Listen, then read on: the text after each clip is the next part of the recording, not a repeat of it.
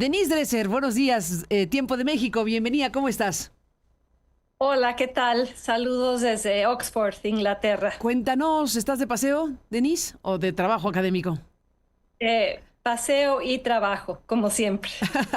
Las dos cosas. Bueno, pues en esta dualidad de paseo-trabajo en Oxford, Inglaterra, pues muchos temas, Denise. ¿En qué está tu cabeza esta mañana? Pues leyendo sobre los pronunciamientos que ha hecho Donald Trump sobre los vínculos del gobierno mexicano con los cárteles, y usa la palabra están petrificados.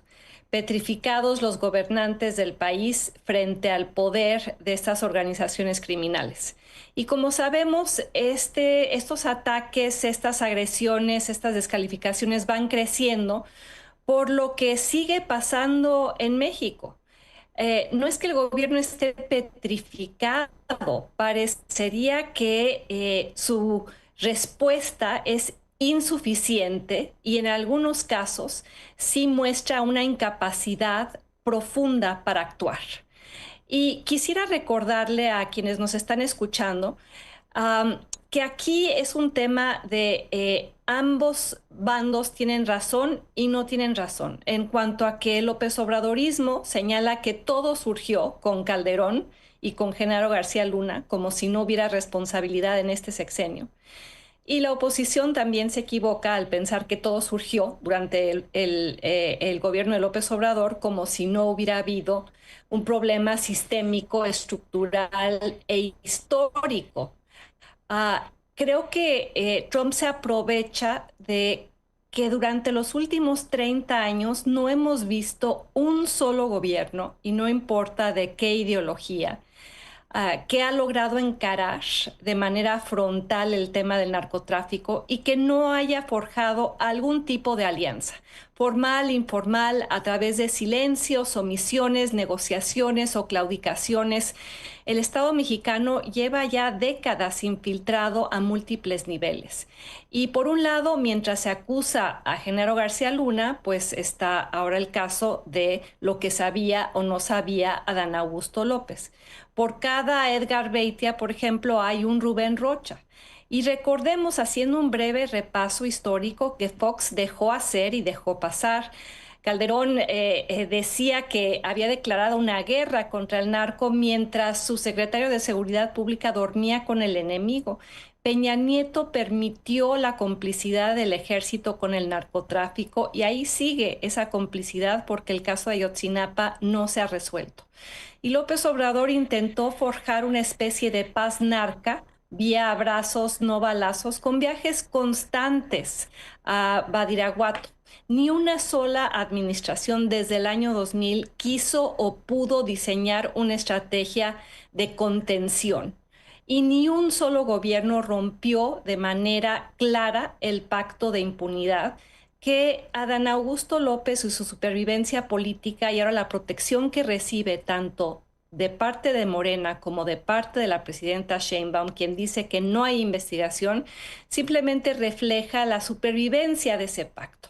Entonces, la oposición es hipócrita al colocar toda la culpa sobre los hombros del López Obradorismo, de Claudia Sheinbaum, y la 4T es deshonesta al negar que esos problemas se profundizaron en los últimos 6, 7 años. Basta con recordar las acciones o la falta de acciones de López Obrador durante tantos años frente al caso de Ovidio, del Chapo. Decía que el cártel más importante era el cártel de los Pinos y no los que se multiplicaron a lo largo del país. Y cómo olvidar que hace apenas unos días Alejandro Gertz declaró que no había acusaciones formales por parte de Estados Unidos a Salvador Cienfuegos, cuando sabemos que claramente las hubo y que si se le dejó regresar a territorio nacional fue por una negociación de alto nivel. Ahora, es claro, Carmen y auditorio, que Trump sí miente y exagera y bulea y chantajea y usa a México de piñata política porque le conviene políticamente, electoralmente en su propio país y quizá a los más ávidos intervencionistas de su equipo, les está dando algunas migajas para que sigan con el sueño de algún tipo de injerencia más evidente en territorio mexicano.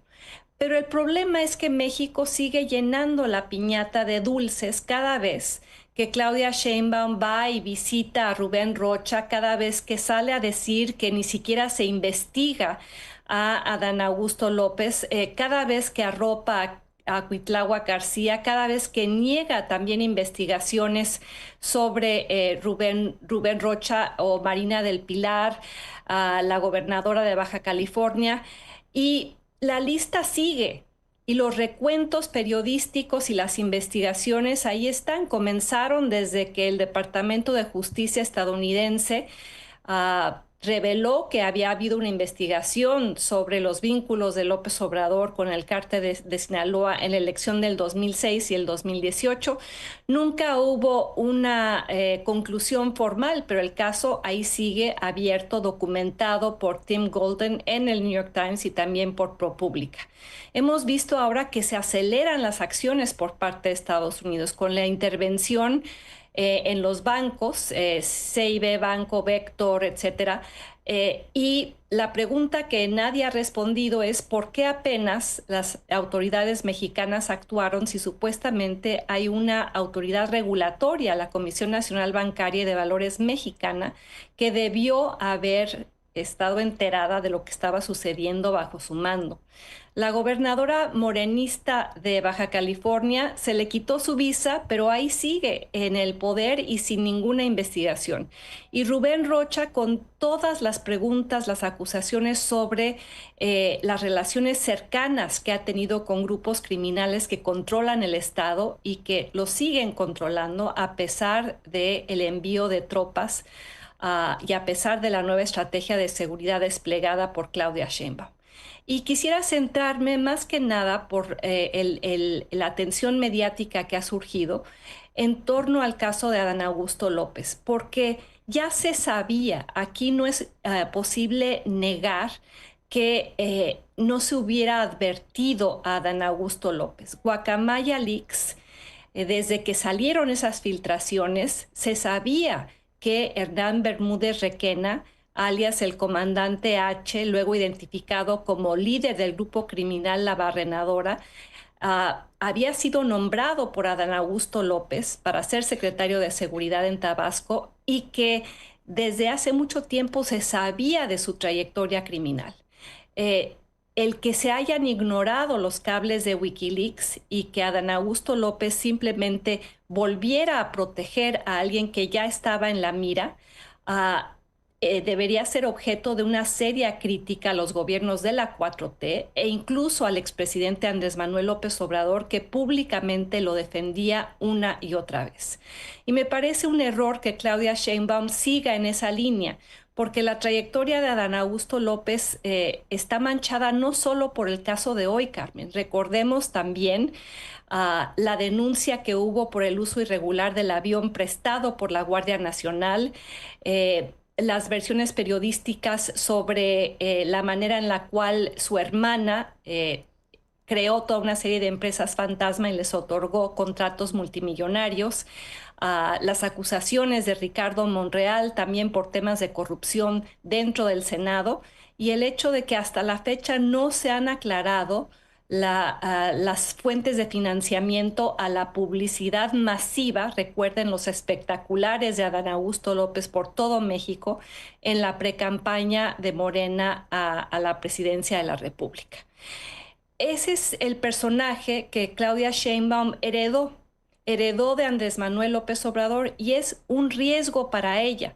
Por un lado, quiere mostrar la cara frente a Trump y frente a sus críticos de la destrucción de laboratorios de fentanilo, de acciones contra el huachicol, de coordinación con las autoridades de seguridad del gobierno de Trump y decir que hay una nueva forma de colaboración, pero al mismo tiempo protege a Adán Augusto López, se toma la foto con Rubén Rocha Moya el mismo día que Ovidio anuncia su colaboración con la justicia estadounidense. Y manda estos mensajes encontrados que al final del día son el mismo con el cual empecé este análisis, el Pacto de Protección y de Impunidad Continua.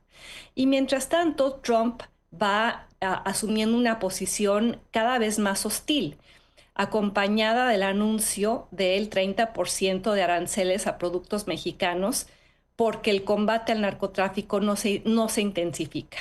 No sabemos qué es lo que le podría ofrecer Claudia Sheinbaum para aminorar estas agresiones que van increciendo, pero las amenazas de Trump deberían ser tomadas con mucha seriedad por lo que implican para un gobierno que enfrenta una economía con una falta de inversión cada vez más evidente y un crecimiento económico languideciente.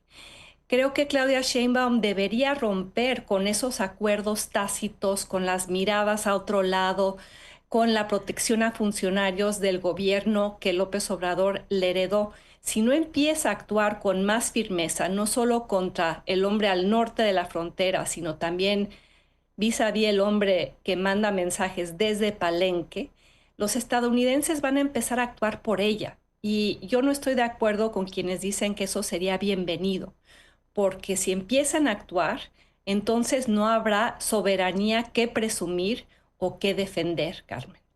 Pues tocas el punto central en este momento de la discusión mexicana. ¿Qué va a pasar si dan pasos adicionales desde Estados Unidos y dónde queda la capacidad de maniobra del Estado mexicano? Ese es un tema centralísimo en este momento. Por un lado, el tema de la seguridad mexicana frente a lo que podrían ser agresiones o involucramiento vía drones, vía tropas, vía presiones de otro tipo. Y por el otro lado, las implicaciones de que Trump esté mezclando temas, mezclando el tema arancelario, comercial, con el tema de la política interna mexicana y el combate al narcotráfico. Él anuncia ayer la ley fentanilo, endureciendo su postura sobre quienes son atrapados traficando con esa droga. Y la amenaza a México se inserta en toda esta narrativa que ha estado en el centro de la discusión sobre México en las últimas semanas, Carmen. Ni más ni menos, pues seguiremos hablando. Denise Dresser, gracias por estar aquí esta mañana. Saludos a ti y buen viaje. Gracias, saludos, nos vemos pronto en México. Nos vemos pronto en México. Gracias, Denise. Pues ahí están estos puntos centrales del análisis de Denise. Pues sí, es un momento sumamente delicado para México, para el gobierno mexicano, para el Estado mexicano en su conjunto, y este gran asunto que tiene que ver con las dimensiones que ha tomado el crimen organizado en México a lo largo ya de demasiados años. Ahora que hemos seguido de cerca las declaraciones del señor Lichtman, este abogado que representa a una parte fundamental de la familia del Chapo Guzmán, al propio Chapo Guzmán, a Ovidio y a los demás que están relacionados con el Chapo Guzmán, del cártel de Sinaloa no representa al Mayo Zambada, pero a los demás sí. Lichtman, pues le lanza a Sheinbaum lo que le lanza y dice cosas como que llevó 40 años México sin capturar al Mayo Zambada, que identificó como el principal criminal del mundo prácticamente. Y bueno, pues no se le puede rebatir que al final de cuentas pasaron décadas hasta que sucedió lo que sucedió, que por cierto no nos queda suficientemente claro qué ocurrió con el Mayo Zambada y el hijo del Chapo Guzmán. Se ha dicho que lo entregó el hijo del Chapo Guzmán y todo esto que es parte de esta historia. Ahora tiene Estados Unidos pues a la cúpula mayor del principal cártel de México en las últimas décadas, que es el cártel de Sinaloa. Los tiene Estados Unidos. Tiene al Chapo, tiene al Mayo, tiene al Vicentillo, tiene a Ovidio, tiene a Joaquín, tiene un conjunto de figuras centrales en la operación del cártel más poderoso de México. ¿Cuánta información cabe ahí? ¿Y qué va a derivar de esa información en relación a México? Y bueno, pues esa es una de las grandes preguntas en estos momentos. Por eso el análisis de Denise pues es más que puntual para poner precisamente los focos de atención respecto a el momento que se está viviendo con las declaraciones últimas, en donde Trump dice las autoridades mexicanas están petrificadas frente al crimen organizado. ¿Qué me dice usted? Ahí está nuestro buzón de voz.